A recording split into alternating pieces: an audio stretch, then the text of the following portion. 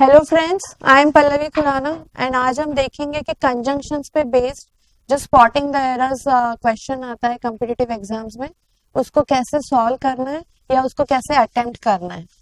Now जैसे कि हमने कंजंक्शंस में देखा था कि conjunctions are words with join sentences और clauses and they give special meanings to the sentences in which they are used. अब इन कंजंक्शंस को यूज करने के कुछ स्पेसिफिक रूल्स होते हैं और कभी कभी ये कंजंक्शंस पेयर ऑफ वर्ड्स या ग्रुप ऑफ वर्ड्स में भी होते हैं, तो उनको उसी सीक्वेंस में या उसी तरह से यूज करना होता है सेंटेंसेस में।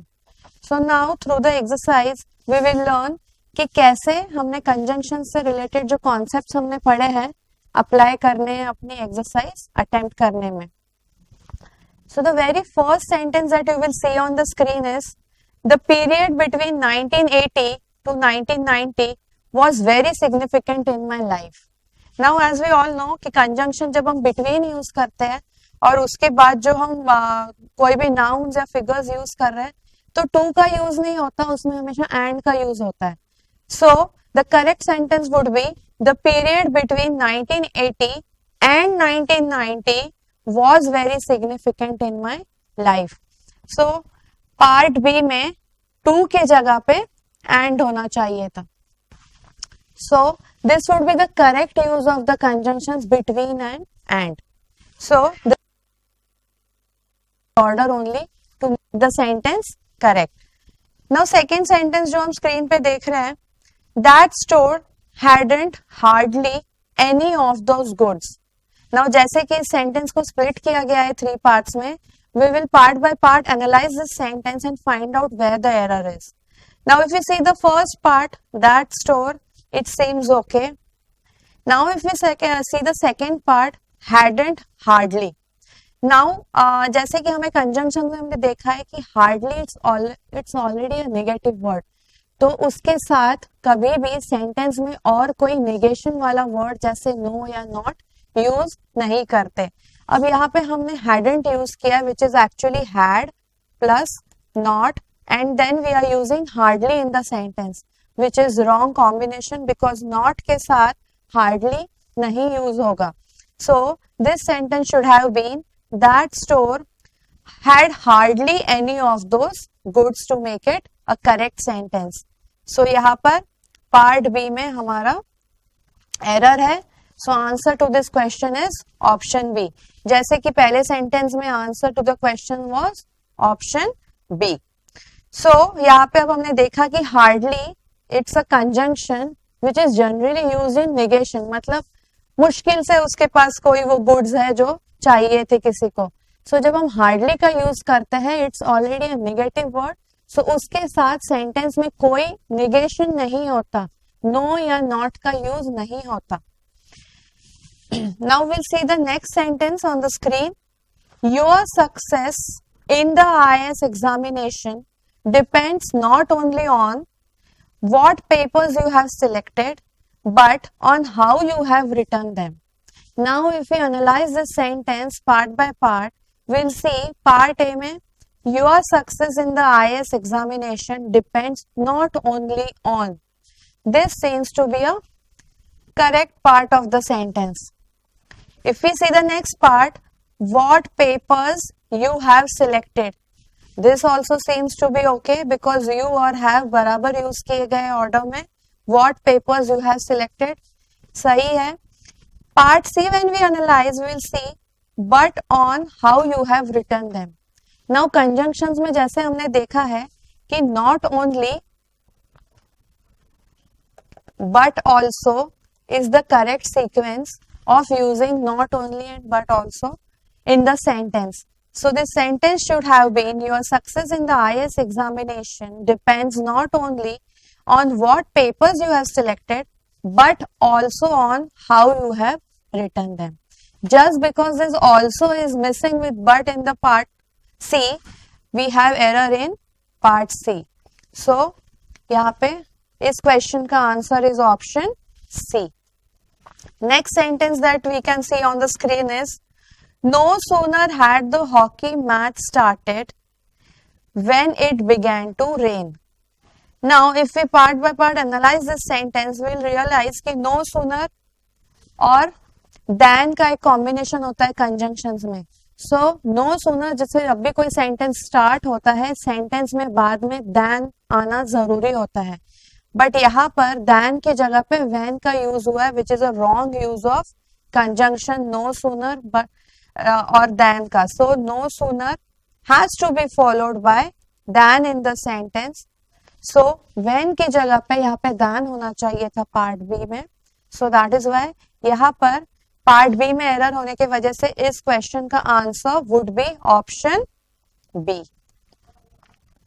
सो जैसे हमने फर्स्ट सेंटेंस में देखा कि नॉट ओनली बट ऑल्सो का पेयर है, देन नो सूनर और देन का पेयर है. सो सेंटेंस में जब भी नॉट ओनली यूज हो रहा है एज अ कंजंक्शन, उसके बाद but also has to follow that not only in the sentence. Similarly no sooner, जब भी हम कोई सेंटेंस कभी भी स्टार्ट करते हैं किसी सेंटेंस को, सेंटेंस में बाद में देन का आना बहुत जरूरी है. इसमें बहुत स्टूडेंट्स को कंफ्यूजन होता है, देन के जगह पे वो देन यूज करते हैं. नो सूनर के साथ देन का कॉम्बिनेशन है और देन का नहीं है. So you have to be careful about this. कभी कभी एरर्स में नो सूनर दिया होगा और सेंटेंस में देन लिखा होगा, just to confuse you, but you should be very careful कि नो सूनर के बाद देन ही आना चाहिए सेंटेंस में, as per the rule of conjunctions. Next we will see the sentence on the screen. You are quite cynical when you say that the reason why we have such a large turnout is because we are serving refreshments. Now if we part by part analyze this sentence, we will find कि part A, you are quite cynical, seems okay. When you say that the reason why we have, now reason use हुआ है, reason use होने के बाद sentence में part B it's okay, it's perfect grammatical and meaningful clause in the sentence. But जैसे हम part C देखते हैं, इसमें such a large turnout is because. Now conjunctions में हमने पढ़ा है कि जिस सेंटेंस में रीजन ऑलरेडी यूज होता है, उसमें उस सेंटेंस में बाद में बिकॉज यूज नहीं होता. Either you use because in the sentence or you use reason. And जब भी reason use होता है sentence में, उसके बाद that should follow reason in the sentence. So here in part C, instead of saying such a large turnout is because, we should have used that to make it a correct sentence. So now this sentence would be, you are quite cynical when you say that the reason why we have such a large turnout is that we are serving refreshments.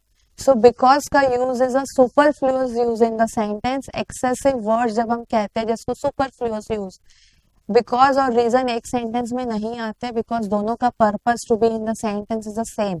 So जब भी reason use होता है, it should be followed with that in the sentence and not because.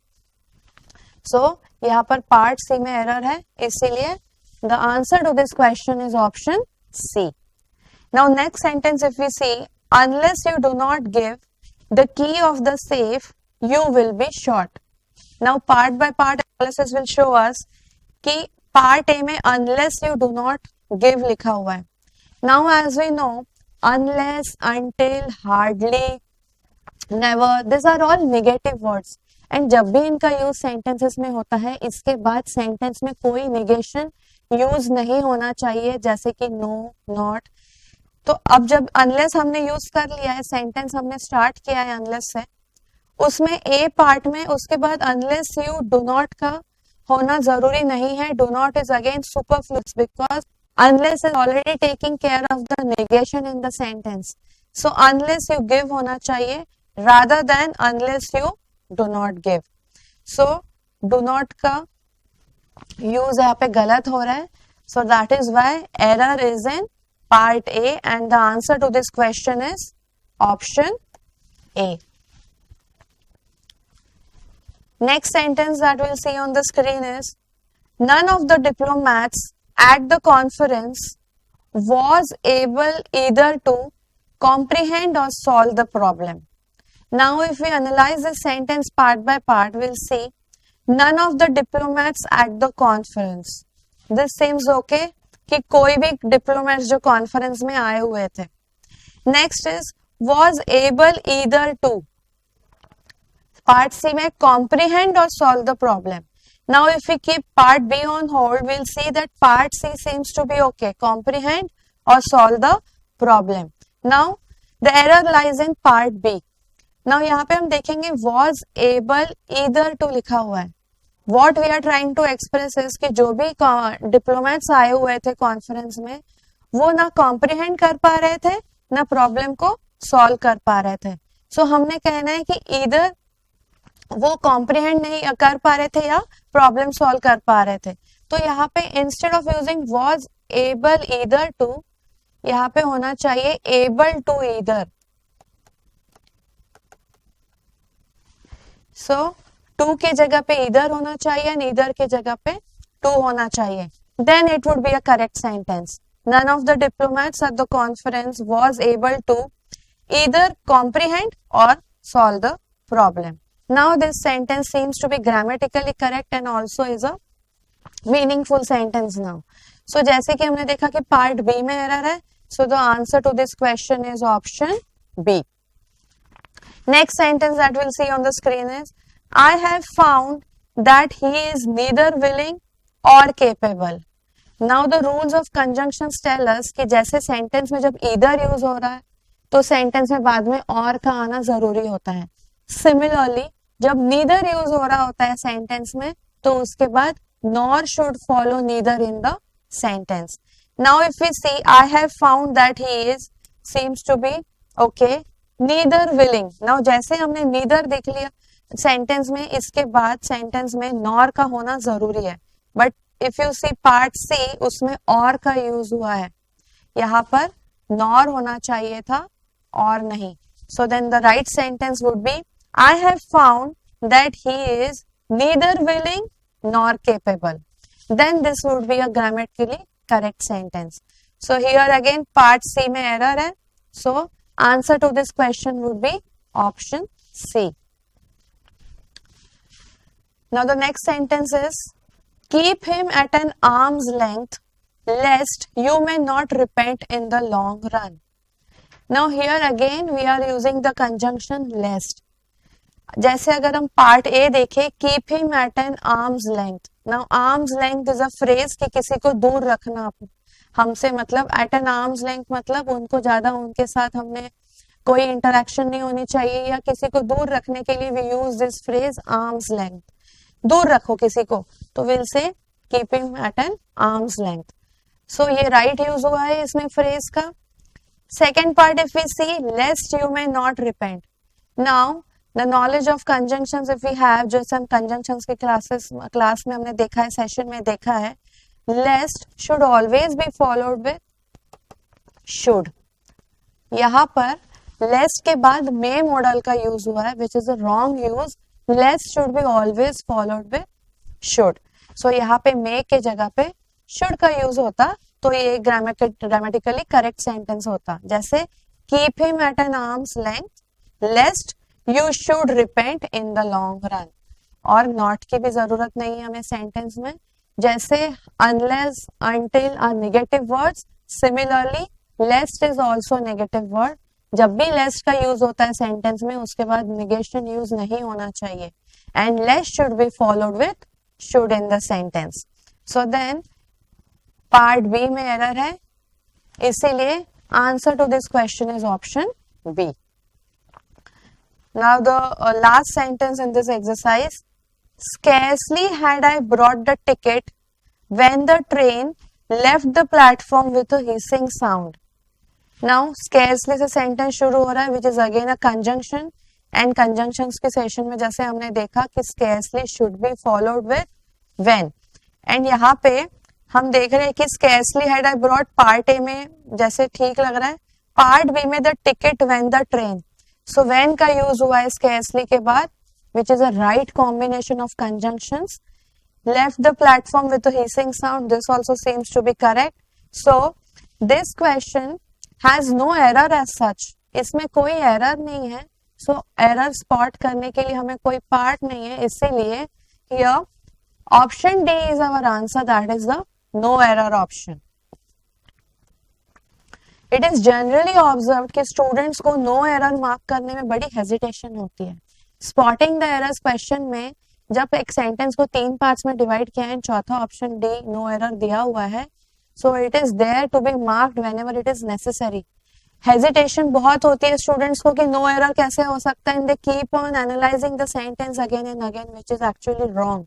अगर आपने part by part analyse कर लिया है, ए में एरर नहीं है, बी में एरर नहीं है, सी में एरर नहीं है, if it seems to be a perfectly okay sentence, grammatically correct, logically correct, then option D can also be your answer. No error भी option अगर दिया है तो मार्क करने के लिए दिया हुआ है, and in some situations D no error भी आंसर हमारा होता है, सही आंसर होता है. So similarly in this case option D is the right answer to this question because conjunctions का use बिल्कुल perfect हुआ है. Otherwise also this sentence is grammatically correct. So इसमें जैसे हमने देखा lest and should का पेयर होता है conjunctions में, और scarcely and when. कभी कभी कंफ्यूज करने के लिए when के जगह पे then यूज होगा या than दिया होगा. So that time you have to use your knowledge and concepts about conjunctions कि scarcely के बाद हमेशा ही when follow होता है. Now these concepts are not difficult to remember. अगर हम इनके बार बार प्रैक्टिस करते रहे तो ये हमें इजी लगने लगता है और सेंटेंसेस में at once we can find out कि एरर कहाँ पर है. So this confidence will only come if you practice more and more.